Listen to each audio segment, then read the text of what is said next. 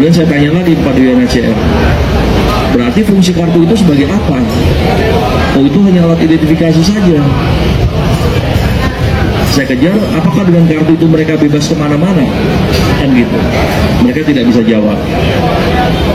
Akhirnya saya sampai satu titik kesimpulan bahwa mereka ini adalah orang yang diorganisir untuk masuk ke Indonesia dengan melawan hukum. Hukumnya apa? Ya, hukumnya adalah undang-undang keimigrasian. Undang-undang keimigrasian, sehingga bisa dikategorikan sebagai penyelundupan manusia, bukan tindak pidana perdagangan orang. Nah, saya melihat bahwa ada upaya-upaya memindahkan yang jutaan manusia di sana dengan menggunakan tangan UNHCR untuk pindah ke wilayah kita, Pak. Karena mereka, UNHCR ini sedang berupaya melobi pemerintah pusat, kemudian ke pemerintah daerah untuk mencari lahan. Kemarin ada yang diincar lahan bumi perkemahan di Pidi 120 hektar. Dan mereka bilang, nanti kalau ada lahan akan kita bangun dengan biaya UNHCR. Kalau itu terbangun, Pak, semakin banyak yang datang. Seperti itu. Dan kita melihat ada fenomena juga bahwa masyarakat sudah melakukan penolakan terhadap para pengungsi ini.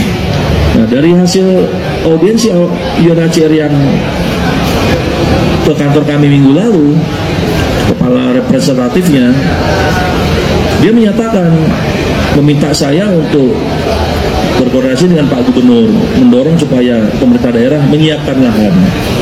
Nah, saya bilang ini bukan kuasa kita lahan ini, dan kondisi Aceh juga sedang dalam situasi kita sedang pemilu, kemudian kita akan menghadapi olahraga nasional, dan kita juga sedang menghadapi masalah-masalah lainnya.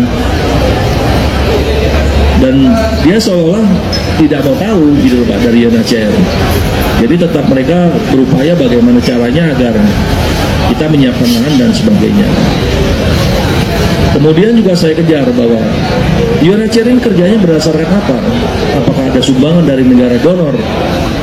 Mengakui dia bahwa mereka bekerja atas dasar sumbangan dari negara-negara donor. Bisa dibuka di websitenya, ada sumbangan dari negara Amerika, Australia, dan sebagainya, termasuk negara kita juga menyumbang demi alasan kemanusiaan.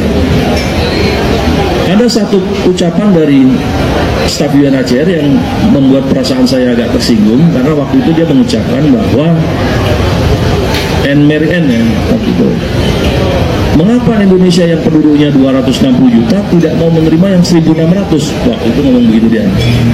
Saya langsung agak kurang pas bagi saya, sehingga saya kembalikan lagi ke dia, loh Anda kan orang Denmark, kenapa negara Anda yang penduduknya sedikit tidak mau terima? Dia tidak menjawab, dan akhirnya udah saya tutup, saya tidak mau bicara lagi dengan Anda, saya bilang, karena tidak etis Anda berbicara seperti ini. Akhirnya saya tinggal pergi.